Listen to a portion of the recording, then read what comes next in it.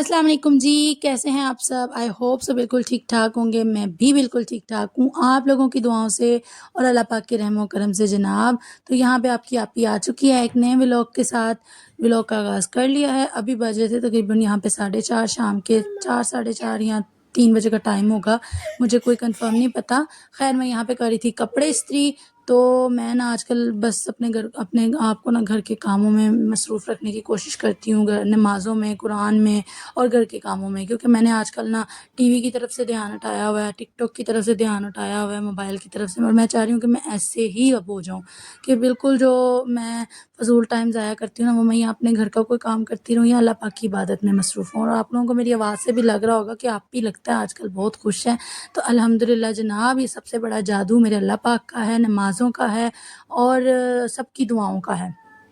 तो बस पुरसुकून और ऐसे दिली सुकून वाला माहौल हो गया हुआ है जब से मैंने नमाज़ कुरान पढ़ना शुरू किया है, तब से अल्लाह पाक की राह में चलना शुरू किया है। यकीन करें कि इतना हालाँकि हम लोग दुनिया के पीछे भागते हैं, ये भी कर लो, वो भी कर लो, नींद पूरी कर लो, ऐसे कर लो, वैसे कर लो। कभी हमने अल्लाह पाक को याद नहीं किया। मैं अपनी बात कर लेती हूँ, मैं नमाज़ से इतनी गाफ़िल हो गई थी ना 4-5 साल से, यकीन करें कि जब शादी से पहले तो मम्मा बहुत सख्ती करके पढ़ाती थी, और शादी जब हुई तो फिर आपको पता है अपनी मर्ज़ी वाले हो जाते हैं, ससुराल में जो ना रहता हो। फिर बड़ा मुश्किल था कि नमाज़ 2 दिन पढ़नी, तीसरे दिन फिर वही सुस्ती और काहली ये आ जानी अंदर।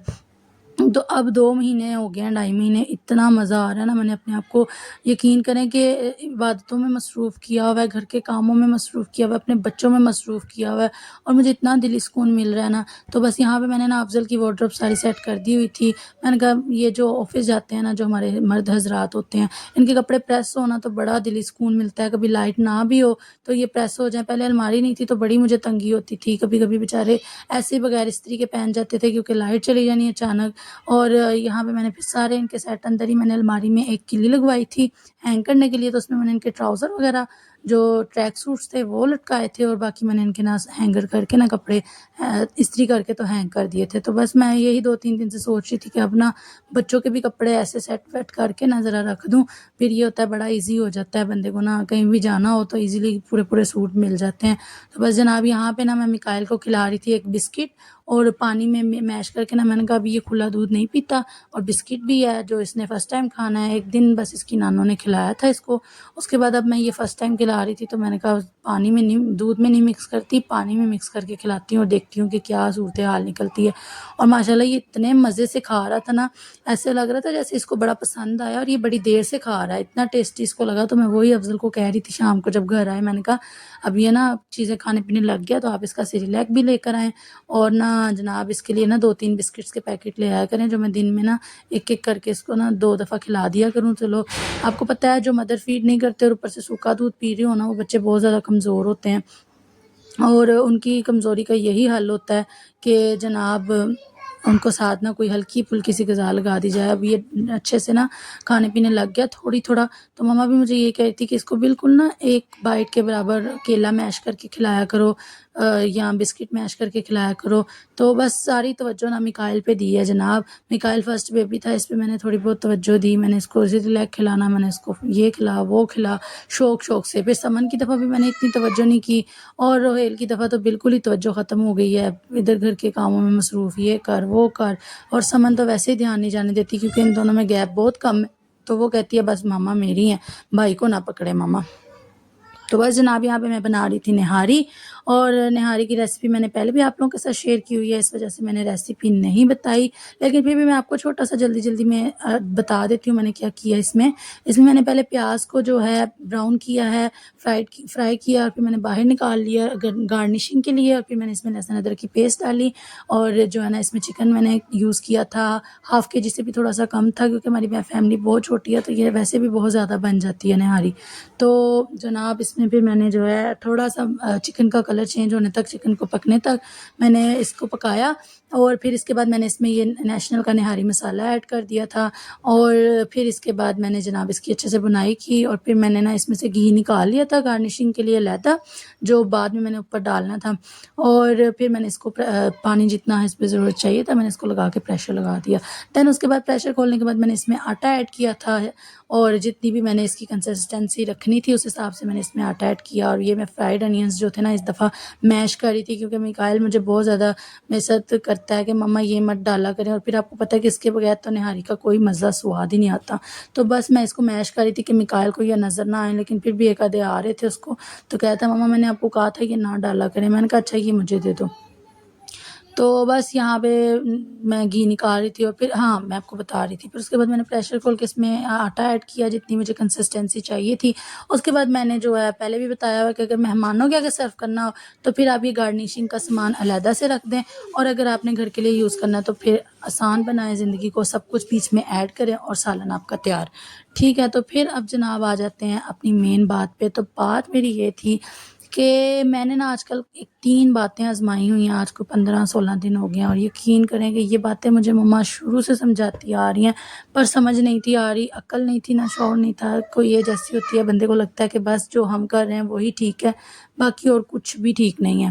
تو میں نے اب یہ 3 باتیں آزمائی ہیں نا، تو گھر میں اتنا سکون ہے، اتنا جو ہے اطمینان ہے، اور نہ کوئی لڑائی ہو رہا ہے نہ کوئی جھگڑا ہے۔ تو آپ لوگ بھی آپ ہمیشہ یہ بات یاد رکھیے گا کہ آپ کی آپی ہمیشہ آپ لوگوں کے ساتھ وہ چیز شیئر کرے گی، چاہے وہ کوئی دعا ہے، چاہے وہ کوئی عادت ہے، چاہے وہ کوئی کھانا ہے، چاہے وہ کوئی بھی دنیا میں کوئی بھی چیز ہے نا کھانے پینے والی ہے، یا کوئی دعا ہے، کوئی عبادت ہے، وہ آپ کے ساتھ تب میں شیئر کروں گی جب میں خود آزماؤں گی، اور مجھے اس کا جو رزلٹ ملے گا نا بالکل وہی آپ کے ساتھ شیئر کروں گی۔ اگر غلط رزلٹ ہوگا تو کبھی بھی شیئر نہیں کروں گی، اگر شیئر کروں گی تو سمجھ جائیے گا کہ یہ آپ ہی نے آزمایا ہے، اور آپ ہی کو پتہ چل گیا کہ یہ چیز اچھی ہے، تو میں نے اپنے ویورز کے ساتھ، اپنی یوٹیوب فیملی کے ساتھ، میں اپنی پیاری پیاری شہزادی بہنوں کے ساتھ شیئر کر لوں، اور آج کا ولاگ میری پیاری پیاری بہنوں کے لیے ہی ہے۔ تو سب سے پہلی جو مین بات ہے نا وہ یہ ہے کہ آپ نے جب بھی کچن کا کوئی بھی کام کرنا ہے، ویسے تو اب میری عادت بن گئی ہے، میں سارا دن ہی دوپٹہ چھوٹا سا میں نے اسٹولر یہ رکھ لیا، میں سارا دن لے کے نا، اب آپ کو میرے ولاگز میں زیادہ تر یہی نظر آئے گا، کیونکہ جب تک میں اب کوئی شاپنگ کے پیسے ویسے نہیں آتے تو کر نہیں لیتی، کیونکہ یہ چھوٹا سا اسٹالر ہے اور یہ ایزیلی کیری ہو جاتا ہے اور ایزیلی کھانا شانا بن جاتا ہے اس کے ساتھ، تو میں سارا دن یہ سر پہ لے کے رکھتی ہوں، اور جو ہے نا آٹا گوندتے ہوئے میں اس سر پہ دوپٹہ ہوتا ہے بسم اللہ پڑھ کے، ہانڈی کا جتنی دفعہ چمچہ لا رہی ہوں بسم اللہ پڑھ کے، پتہ نہیں یہ عادت سی بن گئی ہے یا شاید اللہ پاک کو پسند آ گیا میرا اللہ پاک کا بار بار نام لینا، اللہ پاک کا لاکھ کروڑ بار شکر ہے کہ اگر ان کو میری یہ ادا پسند آ گیا تو وہ مجھے ہمیشہ ایسے ہی رکھیں، میں یہی دعا اللہ پاک سے کروں گی، اپنی راہ پر چلائیں اور وہی زبان دیں جو صرف ان کا ذکر کرے۔